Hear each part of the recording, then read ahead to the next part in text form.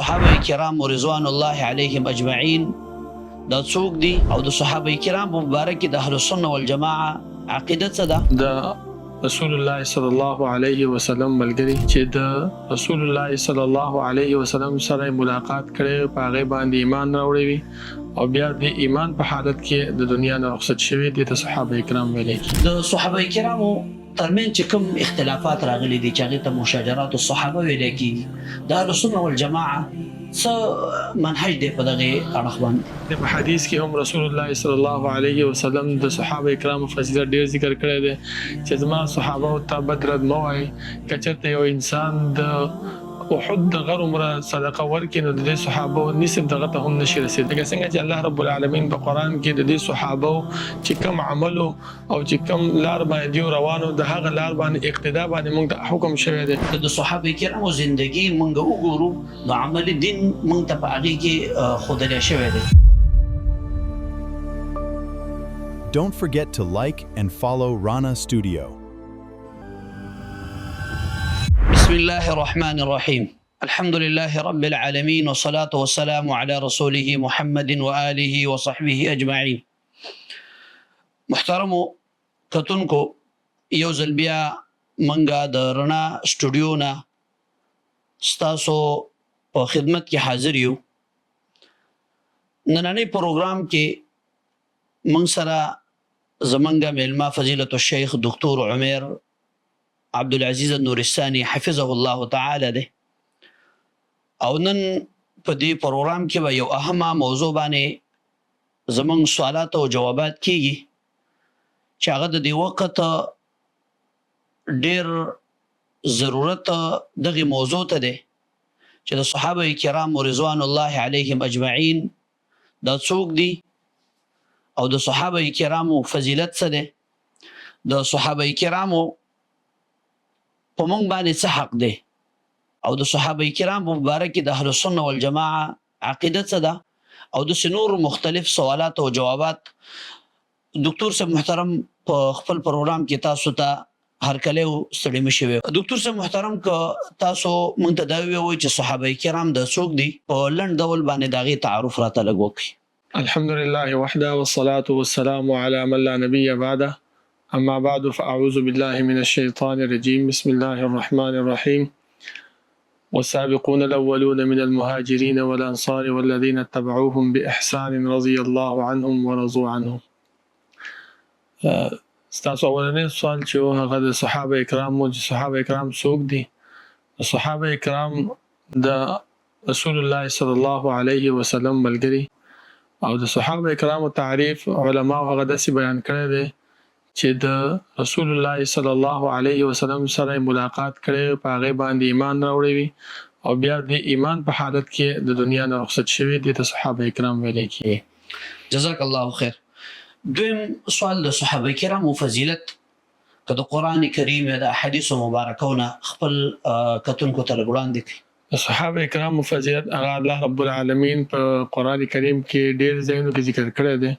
لکه ټولو کې اول به زه تاسو ته دا وایم چې الله رب العالمین دیو ته د جنت زیری ورکړی دی. لکه الله رب العالمین په سورة توبه کې فرمایي چې والسابقون الاولون من المهاجرين والانصار والذين اتبعوهم باحسان رضي الله عنهم ورضوا عنه. دا جنت زیری دی. بل د صلح حدیبیه په نیز موقع باندې رسول الله صلی الله علیه وسلم سره چې کله بیعت د ونې د لاندې وشو هلته هم الله رب العالمین په قرآن کریم کې دا لفظ ذکر کړی دی چې لقد رضي الله عن المؤمنین اذ یبایعونک تحت الشجره.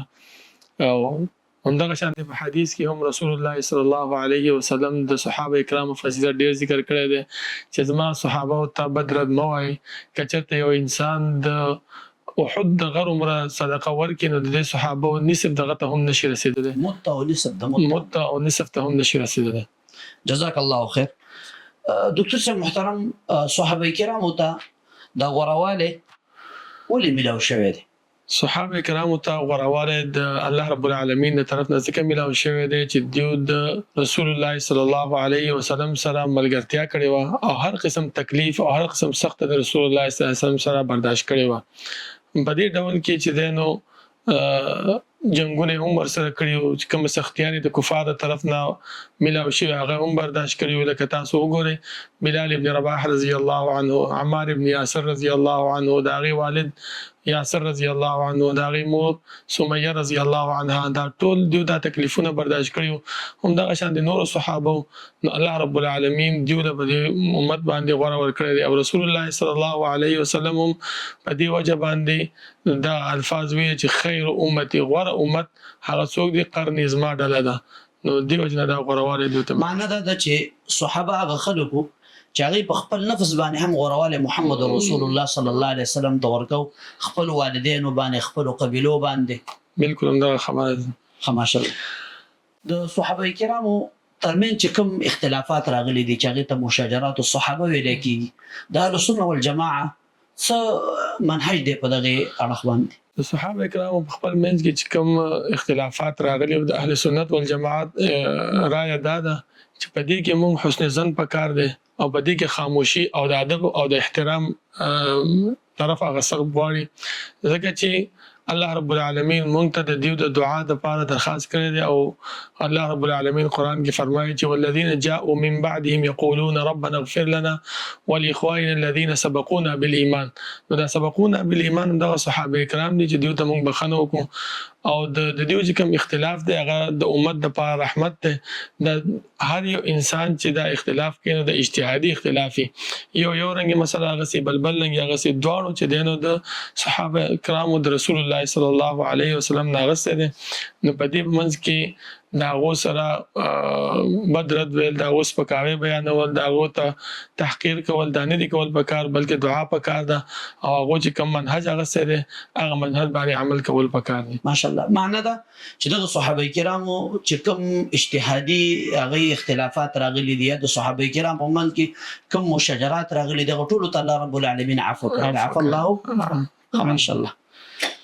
که دکتور صاحب محترم نن په دې میډیا باندې وګورو یا په دې موجوده زمانه کې وګورو، بعضې خلک داسې دي چې هغه صحابو ته سپکې خبرې کوي یا هغې ته غلط نسبتونه کوي. دغې خلکو ته قرآن او سنت په رڼا کې څه نصیحت تاسو کول غواړئ؟ داسې خلکو ته نصیحت دا دی چې کوم خلک د صحابه کرامو ته بد رد وایي، هغوی سپکاوی بیانوي، نو د هغې باره کې دا دی چې د دیو یو څو اړخه لري. یو دا دی چې دیو مطالعه د صحابه کرامو په باره کې هغه کمه کړې ده. دویم هغه دا دی چې د فرقواره د تعصب په دیو کې موجود دی. بل دا دی چې د صحابه کرامو چې کم هغه عظمت دی، کم لویوالی دی، هغه دیو نه دی لوستی. د دې د وجې نه پکار دا دی چې د صحابه کرامو عزت او احترام پکار دی، لکه څنګه چې الله رب العالمین په قرآن کې د دې صحابو چې کم عملو او چې کم لار باندې دیو روانو د هغه لار باندې اقتدا باندې موږ ته حکم شوی دی. لکه الله رب العالمین فرمایي فإن آمنوا بمثل ما آمنتم به فقد اهتدوا. هدایت چې کوم مندکې هدایت که لاس ته راوړې نو د دې صحابو طرز عمل باندې زندگی خپله کړه. نو چې یو انسان ته د بل انسان په طرز باندې د زندگی تېرولو حکم وشي نو د هغې دپاره بد رد ویل، د هغې سپکاوی بیانول، د هغې دغه کول دا نه دي کول پکار. ماشاءالله. د نننۍ دور کې چې کوم نوجوانان دي یا د نوجوان نسل دی، هغې کوم طرف ته ترغیب ول پکار دي یا کوم دروس د هغې دپاره پکار دي چې هغې د صحابه کرامو فضیلت یا د صحابه کرامو شان یا د صحابه کرامو قدر هغه مونده کړي او د هغې نه به په مختلفو مجالسو مختلفو ځایونو کې دفاع کړي؟ دې دور کې د صحابه کرامو د سیرت بیانول دا ډېر ضروري دي، او ورسره د رسول الله صلی الله علیه وسلم سیرت، ځکه چې د صحابه ټول ژوند خپل د رسول الله صلی الله علیه وسلم سره تیر کړی، نو چې اول د رسول الله سیرت ذکر شي او د هغې نه وروسته بیا د صحابه کرامو سیرت بیان کړی شي، نو دا به د را روان نسل دپاره یو لوی نصیحت وي، ځکه دیو ته به ښکاره شي چې د صحابو څنګه ژوند تیر کړی، کومې سختیانې کوم تکلیفونه دیو برداشت کړي چې دا دین یې موږ ته را رسولی. او که چېرته موږ دا دروس او دا نصیحت او دا سیرت زده نه کړو نو بیا به خامخا زموږ ذهن ته به قسمه قسم سوالات او شبهات راځي او موږ به په هغې کې بیا اخته یو او د دې صحابو بس یو بد رد وایو. جزاکم الله خیر. داسې کوم یو صحابه کرام چې د رسول الله صلی الله علیه وسلم سره هغې بعضې سفرونه کړي دي، هغه د خپلو کتونکو ته لږ وړاندې کړي چې هغې د عملي زندګي د محمد رسول الله صلی الله علیه وسلم سره څنګه تېره کړې؟ بعض صحابه دا دي لکه خلفای راشدین تاسو والے ابو بکر رضی الله عنه، عمر رضی الله عنه، عثمان رضی الله عنه، علي رضی الله عنه، دا ټول صحابه د رسول الله صلی الله علیه وسلم سره ژوندۍ تیر کړې او دا غي سره سفر کیو. هم دغه شان دی بدر کې ډیر صحابه غسر تلیو، د حجۃ الوداع په موقع باندې صحابه ورسره تلیو، صلح حدیبیه په موقع باندې ورسره تلیو، احد شو، حنین شو، تبوک شو، غزا خیبر شو، د ټول د صحابه کرام تلیو او په دې باندې دي صحابه د رسول الله صلی الله علیه وسلم سره سفر کړی او په هغه باندې د هغې نمونه د هغې زندگی هغه کتلې او الله رب العالمین هم موږ ته دې طرف ته اشاره کوي چې لقد کان لکم فی رسول الله اسوه حسنه. د نمونه اختیارول د پیغمبر هغه خپل زندگی کې چې راولو، الله رب العالمین به موږ ته کامیابی را نصیب کړي او د دې صحابه عزت او احترام او توقیر به زموږ په زړونو کې واچوي. معنا ده که د صحابه کرامو زندگی مونږ وګورو نو عملی دین مونږ ته په هغې کې ښودلی شوی دی، او که چېرته د صحابه کرامو زندگی مونږ ونه ګورو نو هغه عملي زندگی هغه مونږ به د نشو سمولی. دې اړخ کې تاسو څه فکر لرئ؟ دغه چې الله رب العالمین موږ ته همدغه خبره بیان کړې ده چې فإن آمنوا بمثل ما آمنتم به فقد اهتدوا. دغه هدایت چې ته مونږ کې نو د صحابه کرامو سیرت او د هغې زندگی به مطالعه کوي چې تر څو د هغې سیرت او زندگی نه مطالعه کړي نو هدایت نشي مونږ کولی. ځکه د دنیا ماحول هم دی چې کله ته کوم کس سره ملګرتیا کې د هغې سره دوستانه پالي نو خامخا د هغې کس مخکې وروستو دا به زندگی به ګوري چې دا څنګه سړی دی، څنګه خاندان دی، څنګه تعلق یې خلکو سره څنګه دی، معاملات یې څنګه دي. د هغې نه وروستو عمر رضی الله عنه فرمایي چې د کوم یو کس د اوصلو سره د هغې سره تعلق نه ساتي تر دې پورې چې هغې سره هم 3 کارونه نه کړي، یو سفر، یو لین دین او بل ګاونډیتوب، چې دا 3 معاملات هغه سره وشي نو هغې نه بعد دا کس پیژندلی کېږي. نو دغه صحابه کرامو سیرت چې موږ مطالعه کړو نو موږ ته به پته ولګي او هغه هدایت چې کوم الله رب العالمین موږ ته ښودلی هغه موږ خپل زندګۍ کې راوستلی شو. ماشاءالله. لکه څنګه چې انس بن مالک رضی الله عنه هغه فرمایي چې ما رسول الله صلی الله علیه وسلم سره دونه وخت تیر کړی دی او هغې په خپل زندګۍ کې ما د هغې نه سخت کلمه هم نه ده اورېدلې، نه زه غصه شوی دی ماته، نه ماته سخته خبره کړې ده. معنا ده چې صحابه کرامو عملي زندگی دا زموږ دپاره مستقل یو درس دی. جزاکم الله خیر. دکتور صاحب تاسو نه یو جهان مننه چې تاسو موږ له وخت راکو، بهترین معلومات موږ سره شریک کړو. جزاکم الله خیر. د آینده دا پروګرام چې زموږ کومې شیبې وي هغه الحمدلله انتها ته ورسېدلې. د راتلونکي پروګرام دپاره د الله په امان. جزاكم الله خير وصلى الله وسلم على رسولنا محمد صلى الله عليه وسلم. Don't forget to like and follow Rana Studio.